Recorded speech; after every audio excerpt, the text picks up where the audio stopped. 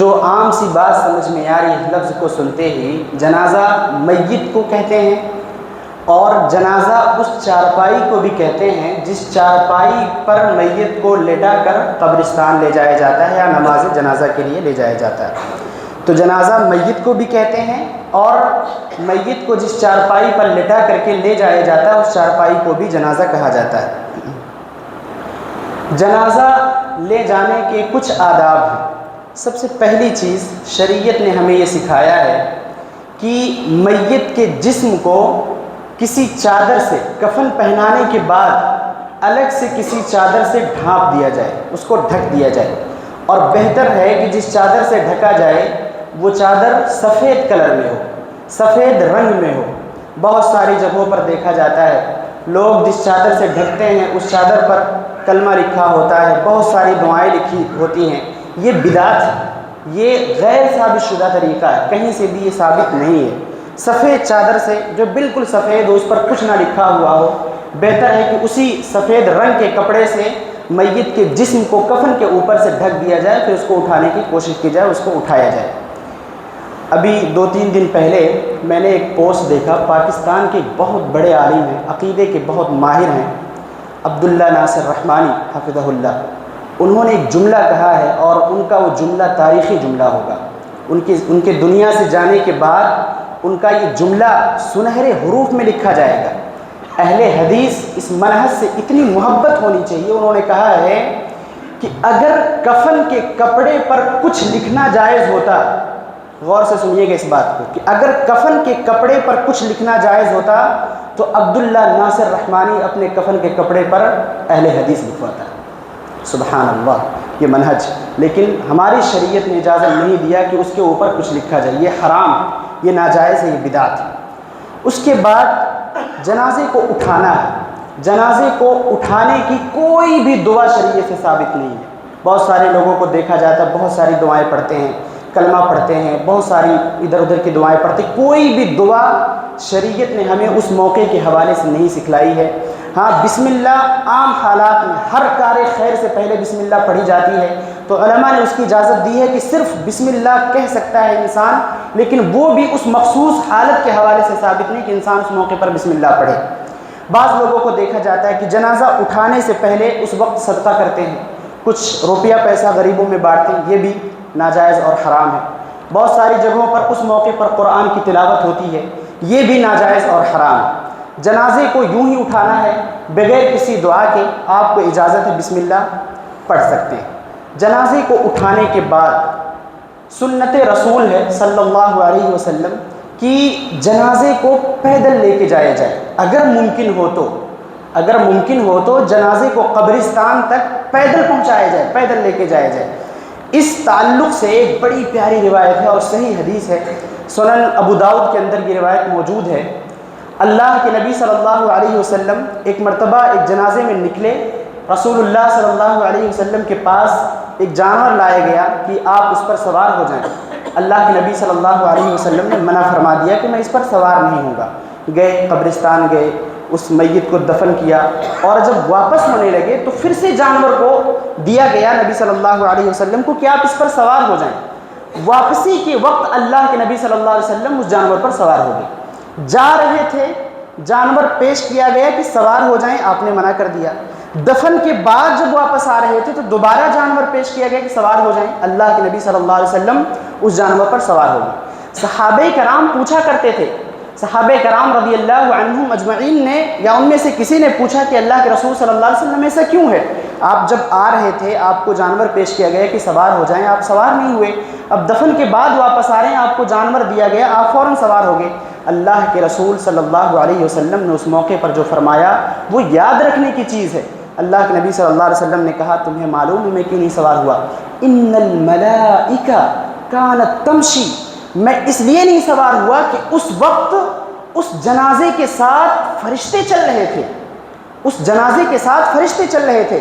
Film اکن لارکب وہم یمشون، تو میں نے مناسب نہیں سمجھا کہ فرشتے پیدل جا رہے ہوں اور میں سوار ہو کر کے جاؤں، اس لیے میں سوار نہیں ہوا۔ اور واپس جب ہونے لگا فلما ذهبوا، فرشتے چلے گئے تو رکبت، میں سوار ہو گیا۔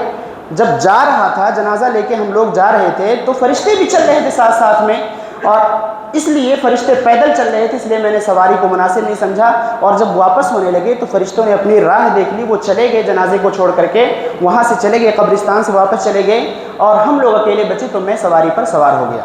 اس حدیث سے پتہ چلتا ہے، اور علماء نے لکھا ہے کہ جنازہ کسی کا بھی ہو، کسی کا بھی ہو، ہر جنازے میں فرشتوں کی آمد ہوتی ہے، ہر جنازے میں فرشتوں کی آمد ہوتی ہے۔ حتیٰ کہ ایک روایت ہے انس بن مالک رضی اللہ تعالیٰ عنہ کی، اور صحیح روایت سنن نسائی کے اندر موجود ہے، اس سے پتہ چلتا ہے کہ اگر غیر مسلم کا بھی جنازہ ہے تو اس میں فرشتے شامل ہوتے ہیں، غیر مسلم کے جنازے میں بھی فرشتے شامل ہوتے ہیں۔ کیوں شامل ہوتے ہیں تھوڑی دیر میں بتا رہا ہوں، اور سنن نسائی کی جو روایت ہے وہ روایت میں پہلے پیش کر دوں۔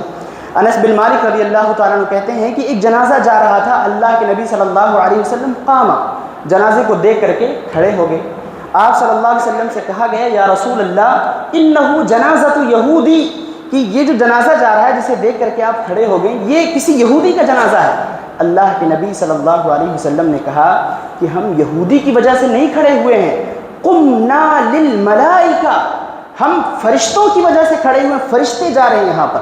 تو ان دونوں روایتوں کو ملا ہے، پہلی والی روایت سواری والی روایت، اور یہ روایت جو ابھی میں نے پیش کی کہ یہودی کے جنازے کو دیکھ کر کے اللہ کے نبی صلی اللہ علیہ وسلم کھڑے ہو گئے، اور اس کی وجہ بتائی کہ فرشتے یہاں پر موجود ہیں اور ان کی وجہ سے میں کھڑا ہو گیا۔ دونوں روایتوں کو ملا کر کے ایک نتیجہ نکلتا ہے، اور نتیجہ یہ نکلتا ہے مسلم ہو، کافر ہو، فاسق ہو، فاجر ہو، بد سے بدتر انسان ہو، اس کو جلانے کے لیے لے جایا جا رہا ہو، اس کے دفنانے کے لیے لے جایا جا رہا ہو، کہیں بھی اس کو لے جایا جا رہا ہو، کسی کا بھی جنازہ ہو، فرشتے اس میں شامل ہوتے ہیں۔ کیوں شامل ہوتے ہیں؟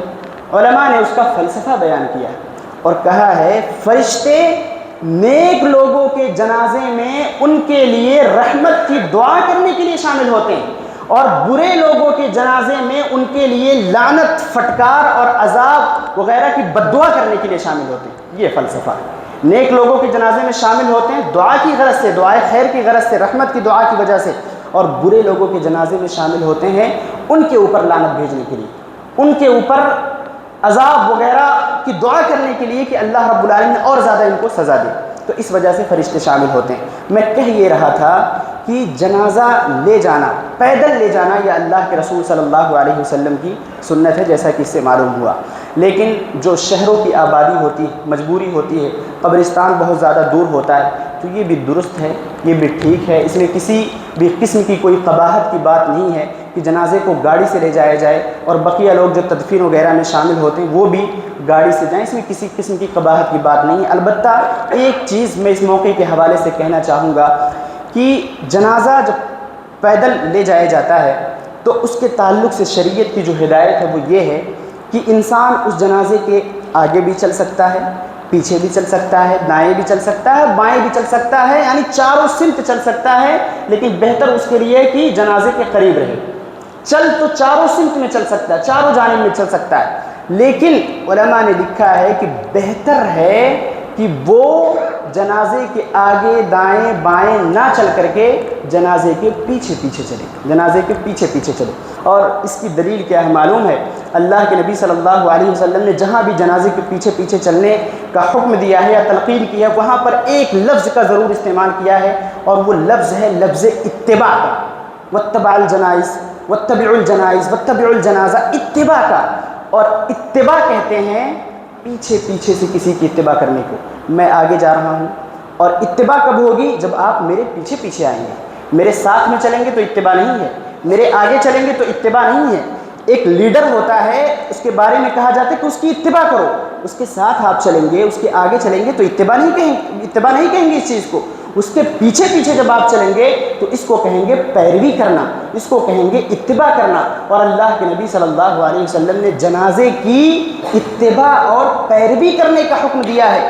رسول کا یہ لفظ بتاتا ہے کہ بہتر ہے کہ ہم جنازے کے پیچھے پیچھے چلیں۔ اگر گاڑیوں سے ہم جا رہے ہیں تو مناسب یہی ہے کہ جنازہ قبرستان پہلے پہنچے، اس کے بعد ہم وہاں پر پہنچیں۔ وقت ہو گیا ہے اور ابھی کچھ چیزیں تھیں، لیکن ٹائم اجازت نہیں دے رہا کہ میں تمام باتوں کو آپ تمام احباب کے سامنے رکھوں۔ بس تھوڑی بہت چیزیں بچی ہوئی ہیں، انشاءاللہ الرحمن آئندہ کے درس میں آپ تمام احباب کے سامنے انہیں رکھنے کی کوشش کی جائے گی۔ اللہ تعالیٰ سے دعا ہے کہ الہ العالمین ان تمام باتوں کو سب سے پہلے آسان کر کے ہمیں سمجھنے کی توفیق عطا فرما، پھر اس پر عمل کی توفیق عطا فرما۔